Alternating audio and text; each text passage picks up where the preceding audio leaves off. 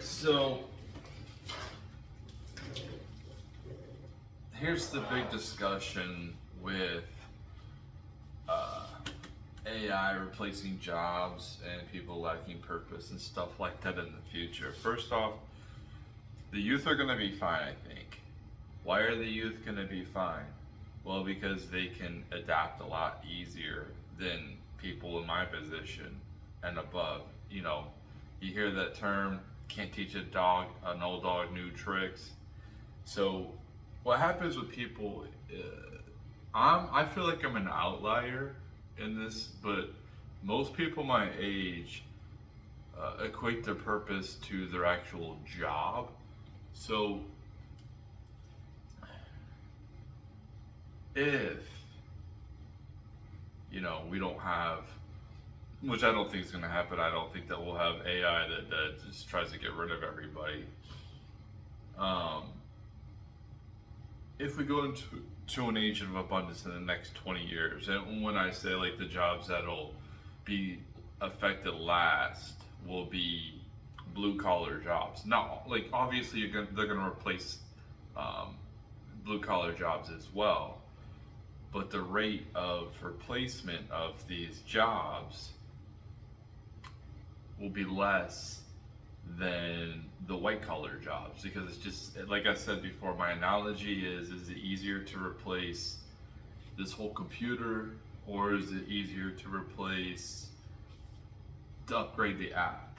And essentially, download the app, upgrade the app, whatever. And that's what you're really doing with AI. So if you're a company and you can just download it, if we get to the point where you just download an app and it can do all, accounting, scheduling, and all that monotonous things that people do in the office.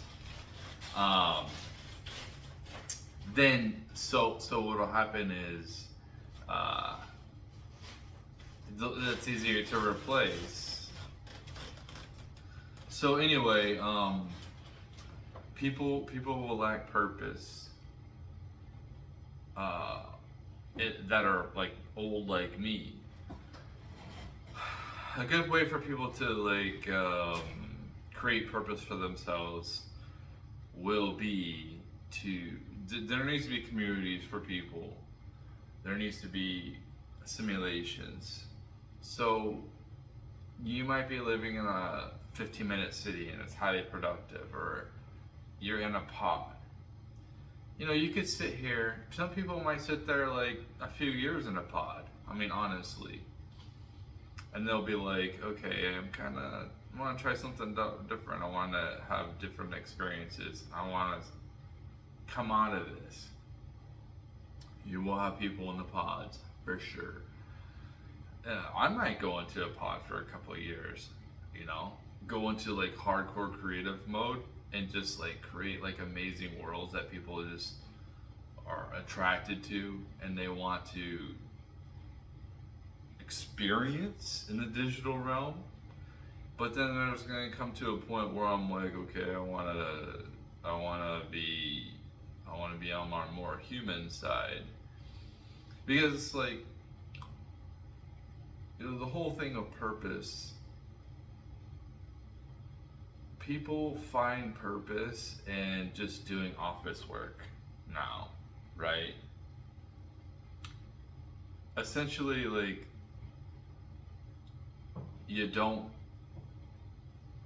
for me, I don't like to touch cash. So my value goes directly into my bank account. And then I just pay with everything with credit cards, and I just like pay off the credit cards or whatever, So it's like, it's not like the old days where like you get human interaction with like we're already at this stage where I'm just like physically giving you something of wealth, whether it's seashells like back in the day, or gold, silver, or paper money. And then I'm a farmer, I'm a blacksmith, whatever, like back in the old days, and this is how we're trading, we're bartering. maybe like furs or whatever. So we've already been living in this society, and there are people who are depressed in it, but like there are people who are basically living in this futuristic type of society who, they're finding purpose, um, and they don't have like they're not sitting here just completely relying, like they're not in the fields, uh, plowing away, creating crops. They're not doing that. They're sitting behind a desk, and they might simulate it by going to the gym or something like that. But like they are still finding purpose. And just because we have all of our manual labor jobs, or basically every job that everything's pretty much automated in the future, maybe like 20, 30 years, 40 years from now, hypothetically, it doesn't mean you can't find purpose. I can sit here and in this society or in the old days and basically have no purpose.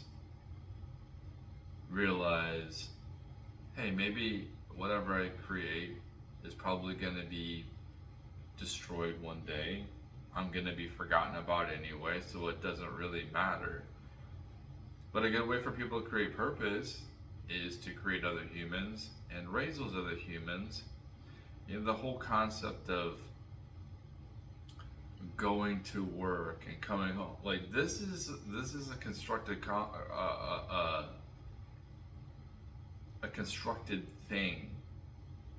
Like people didn't have like, oh, you come home at 5 or whatever, and then the family, like the dad or what, like. And nowadays, both parents have to work. So,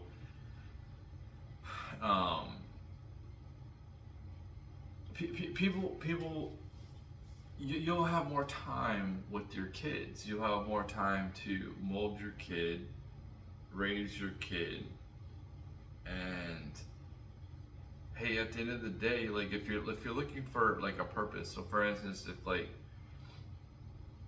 if you're on universal basic income, like if somebody in the future hypothetically is watching this in the future and they're like, what, I came across this guy and he's like, what is my purpose, like what can my purpose be, and you're like, somebody right now that's like young and they're 20 and they are displaced with their job, their routine.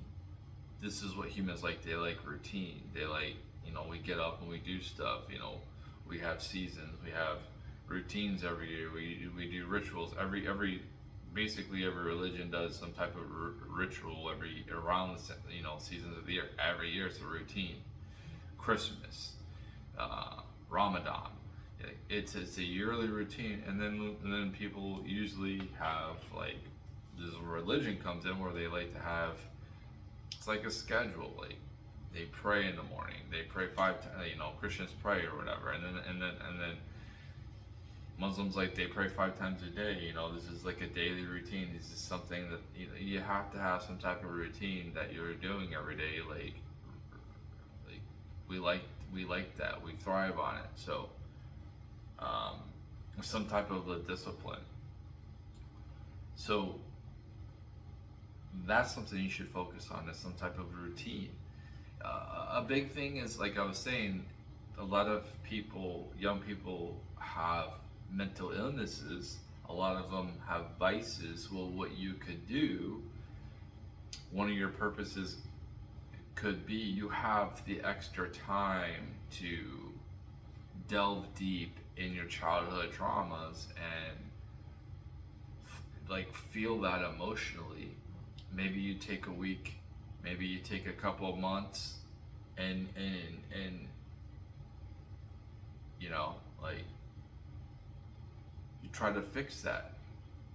However, whatever happened to you, or if you have vices, you have time to get rid of those vices.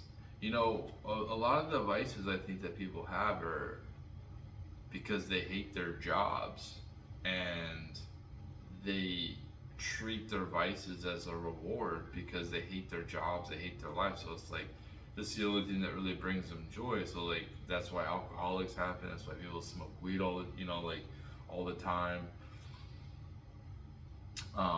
In the shorter type of circumstance, people smoke cigarettes. It gives them something to strive for.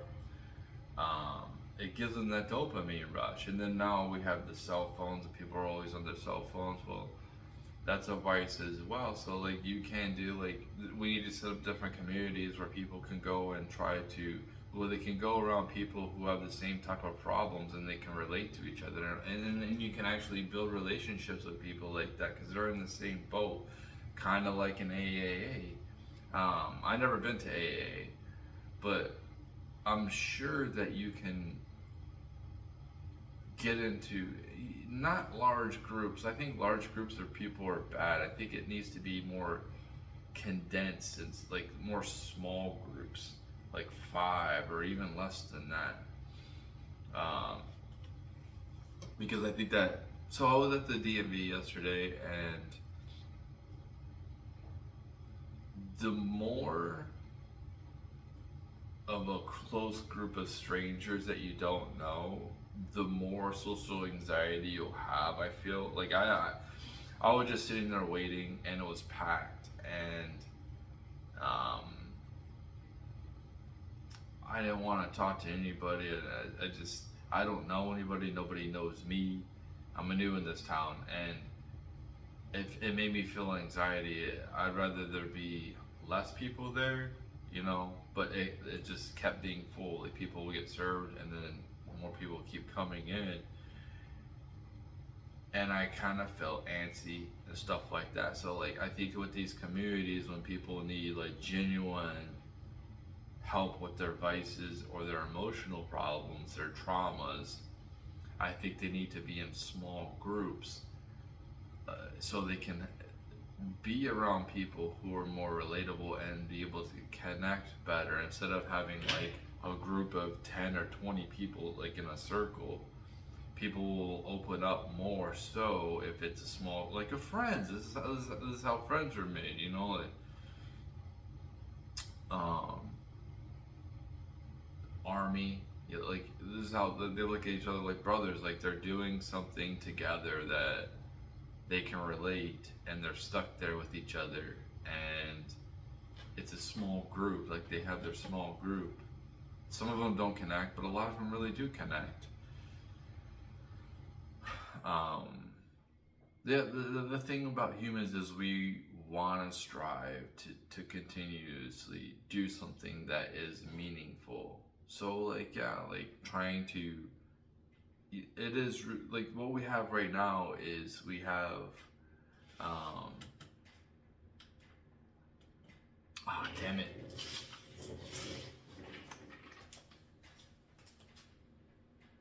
That's beautiful. That's realistic. That's what's cool. That's what makes my, I guess that's what makes my stuff good. Like my stuff on my Twitter, my grammar isn't perfect. Not everything is perfect, so you can tell that it's not AI. Stuff happens. Because I know it sounds weird now, somebody's to listen to this right now, but in the future they're gonna be like, well, that's a real video, because like that's never gonna happen in AI. AI will never let something like that happen, where the lighting just turns off and then I have to go fix it. So, that's what it's like to be human. Like stuff like that happens. Damn, what was I talking about? That was this is what I'm talking about when I'm really like delving deep into something and I get cut off, something happens. A distraction. It's always a distraction. Continuous distractions. So that sucks, because it was really good, but I was really, maybe it'll come back to me. I'll go on to something else I was thinking about. I think that I was thinking about this when I woke up sometime today. One of the couple times I woke up. Um, I think if I live to see super intelligence, or young people might see AI super intelligence, they're going to see things change radically. Not, I don't even think that like people fathom what's about to happen.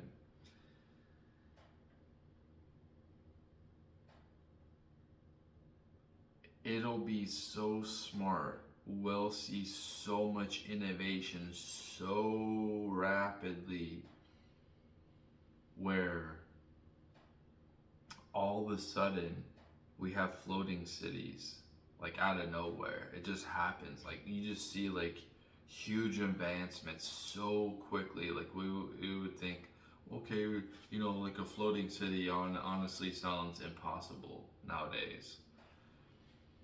And if we did hypothetically create something like that, it would probably take like 50, 100 years, like back in the day, making the Sphinx or these temples or pyramids probably took like hundreds of years to create.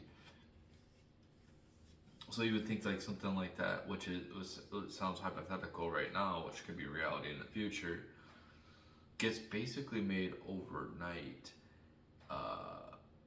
You start seeing like useful, like an extreme abundance of like technical advances where your environment is drastically changed, and what it seems like it would take decades to do, it takes a couple months, a couple weeks, and in some circumstances you might see it done when you wake up. Like imagine living like in a impoverished place, and then you wake up the next day and everything looks brand new. Like maybe it doesn't happen, but it could happen. You just have like you go to sleep at night and then they just have all these drones that come through and just paint everything up, or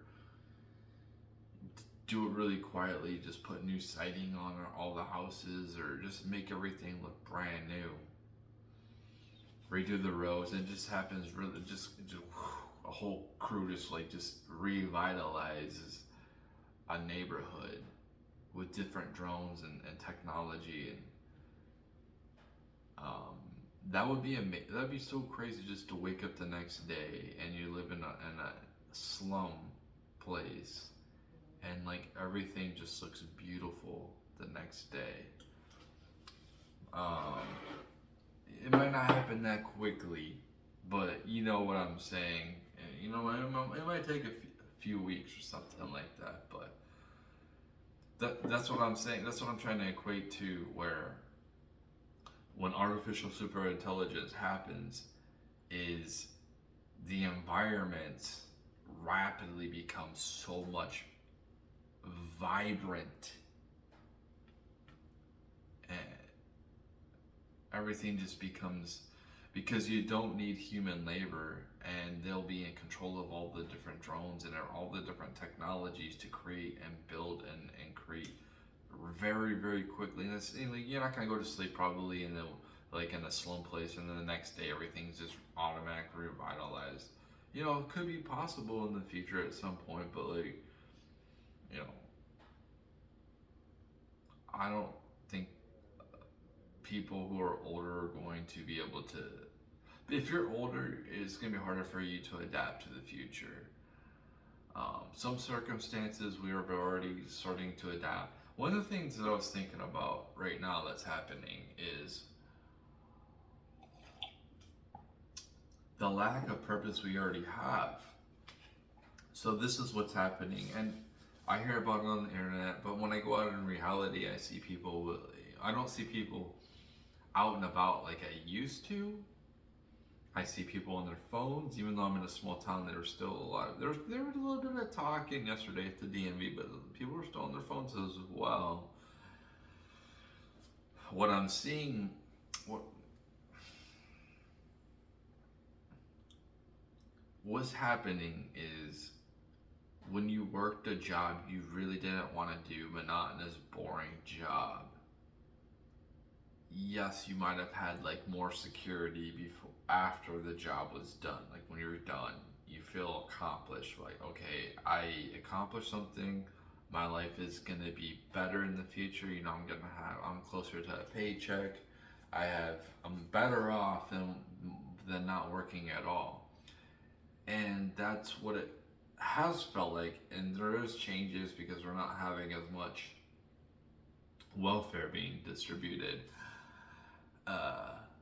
What's happening in this society is what's been happening is basically people have been conditioned because of like 2020 and the lockdowns and stuff like that to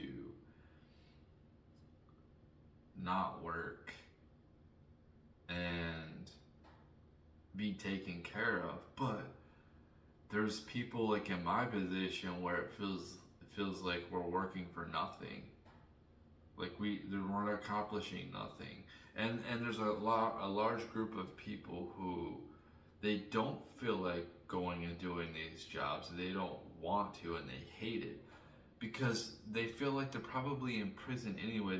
They're in the digital prison, or they go home and they don't have a wife, they don't have kids, and it just feels meaningless. They don't have the human connection. They don't go out with their friends. What guys would used to do um, would they'd have like card games and like weekly card games, like in the blue collar community where um, they once a week they'd set up card games and they would do that type of stuff. Um, it's like a ritual, right? It's about community. It's about spending time with people that you're familiar with, and that's what it comes down to is familiarity. That's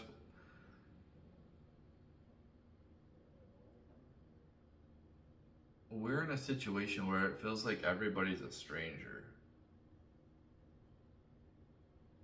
Not only this doesn't apply for everyone, but like what it feels like is everyone's a damn stranger. Not only your friends, but your family as well. We all feel like we're strangers. Um, I was watching All the Right Moves with Tom Cruise. I'm trying to get some ideas for like movie characters to put in my video game, football video game. So it's a pretty good movie. The story's not that bad. I've never heard of it. I'm gonna finish watching it, but basically, it's a group of high school kids, and like Tom Cruise wants to get out of their town, their small town, and away from like for a better materialistic life, which is good to strive for having a better materialistic life to a certain extent. Like you don't want to live in a shack on a dirt floor. You want to live in a safe environment where you don't have to worry about vermin and pests and stuff like that. But for he was already in an environment where she was good in. The problem was with that environment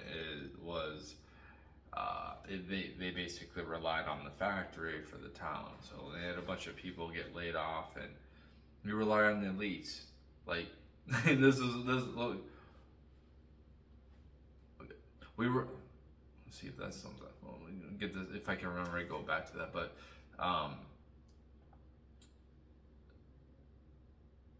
I didn't finish it. It was late, and the movie kept messing up. But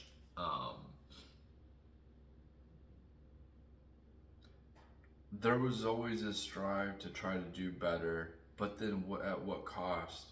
Your family being strangers. You know, like if you live in, if you're trying to move away from your family for like a better material life, your family becomes a stranger, and that's where we're pretty much where we're at right now, where everybody feels like a damn stranger.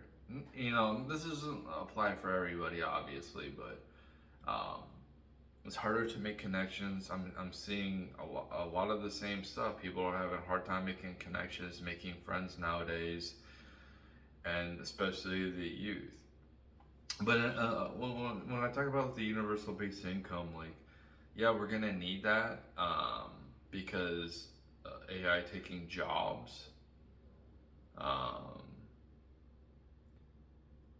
and they're like, well, you have to rely on the elites. Well, like, guess what? I have to rely on the elites right now anyway, and they make they are everything is corporatized right now anyway. So it's like that group of people in that town I was talking about,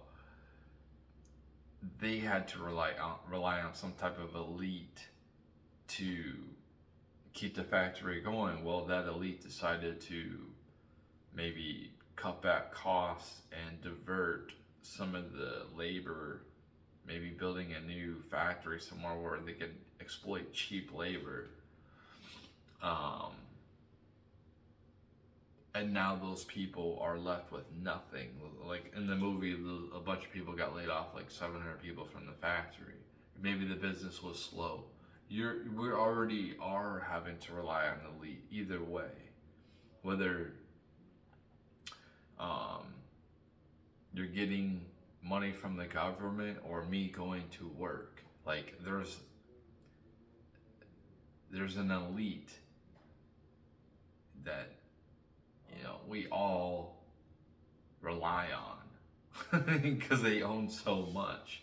It's not like we're all a bunch of little small businesses and a bunch of little entrepreneurs. No, it's like a lot of type of monopolist type of stuff is going on. And if you're a business starting up, it's like you can't compete with that. So people are like, oh, blah, blah, blah, what is it? You have to rely on the elites. And like, we already do, man. Like, what are you talking about? You know, if I get like a UBI or something like that, and I have more time to better myself, and you get rewarded to better yourself, maybe you get social credit points.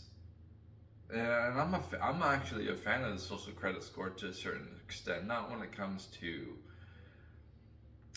stuff said online or whatever. I don't think that should affect your social credit score. But like, if you're like harming other people, I think like if you're online, I think that we get to a point where AI can just filter out people's horrible. So like, what do I do now? I only look at the verified people, um, because 99% of the time on Twitter, if I look at the unverified people, they're just completely negative comments, and I'm just like, what is the point for me to look at this? There's like no point. So it's just like, if you want to do this, um, put yourself out here. Other than like a small community, like social media community with your family and friends, with like a Facebook or something like that. If you want to do something like this, you have to ignore the negative comments, and it would be nice to be able to put filters on there for people. Hopefully, maybe this is an idea for somebody to create a technology where they can filter out the negative comment. Like, you put in keywords, I don't want to see this. Like, it can be up so anybody can see it. But if it's just negative talking, like, I don't want to see it. I don't see a point. And it's like, you're stupid, you're ugly. Okay, like, what is your point? Like, why am I stupid? Like, you just telling me I'm stupid doesn't really um, say anything. You're not really saying anything. So, like, I don't really care. It doesn't, your comment doesn't matter.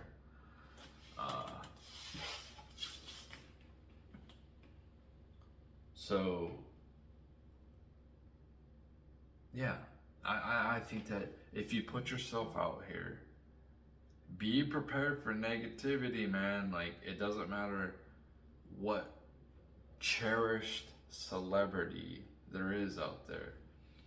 They're always gonna have haters, and this is simulating some type of being a celebrity. This is a simulation of it. Like, I'm not I don't think I'm a celebrity. I don't have that mentality where somebody that has way more followers than me or way more subscribers, they might feel like that. It gives you that sense of that. It gives you a sense of an importance.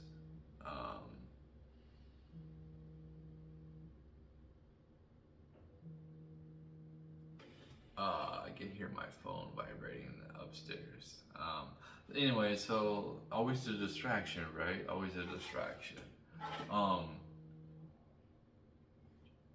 But I definitely think that we need to have different communities in the future that is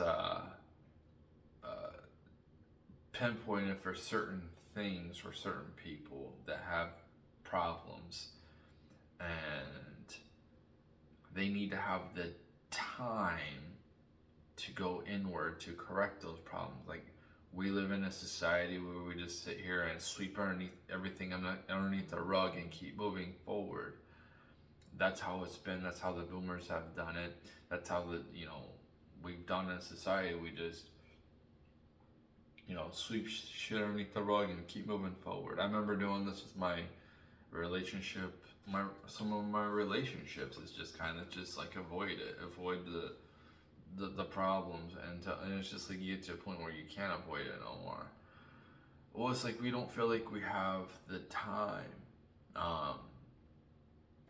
to correct. Like, you need to be away from everything. You need to be totally disconnected to be able to solve some of these traumas, some of these inner problems. You don't need just like, oh, a weekend getaway is gonna solve it, or you might need a good 6 months off of grinding for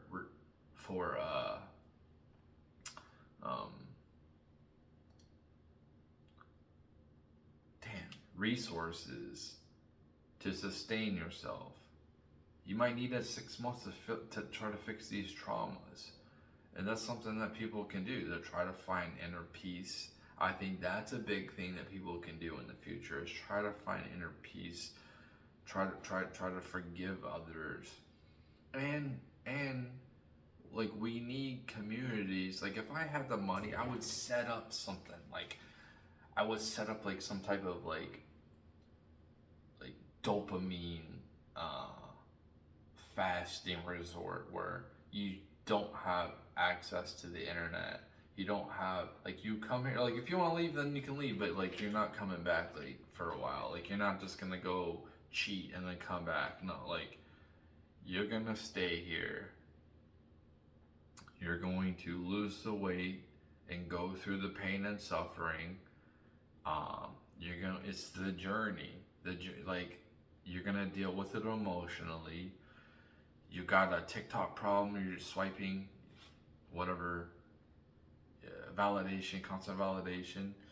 Well, you need to come here and experience nature, experience people in real life, develop connections, do some activities, try some different activities out that you've never thought of. Just, you can learn different skills.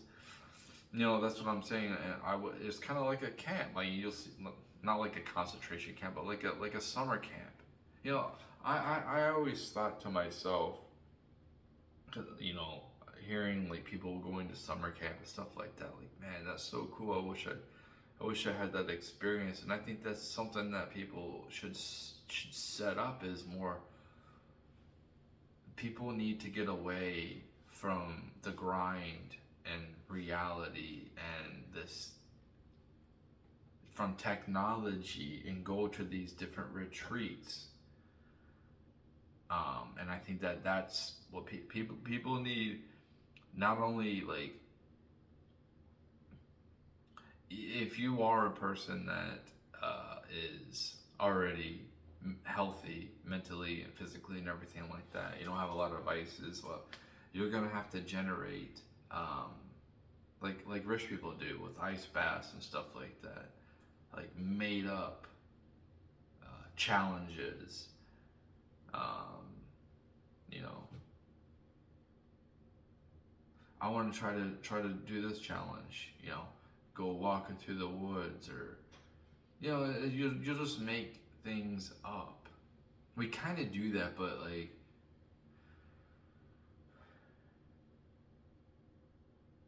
sitting on the beach or whatever, like going on vacation, like that doesn't really solve anything. You're just still consuming, and you're just kind of, you're not really fixing the trauma. You don't take the time out during your time off to fix it. You're just kind of enjoying. You're so used to constantly working and dealing with crap all the time, and you're just like, I get away from that crap. But what you should be doing is like doing some inner work, and that's something that we can be doing in the future. And what was the purpose of? We have the time to do inner work. Like, so many people have so much inner work to do, and they just don't have the time because they feel like they have to keep grinding for these resources, which we feel like we're getting nowhere. We feel like we're not doing anything. We're not nothing's getting better in our own personal lives. We're just getting by because it's so expensive. We have all this technology supposed to make things better, cheaper, easier, and it's just feels like it's expensive to live in reality. This is why I think a lot of people aren't living in reality, because it's just too damn expensive. It takes too much of my time to go and do something I don't want to do, to go enjoy reality. That's where we're at right now.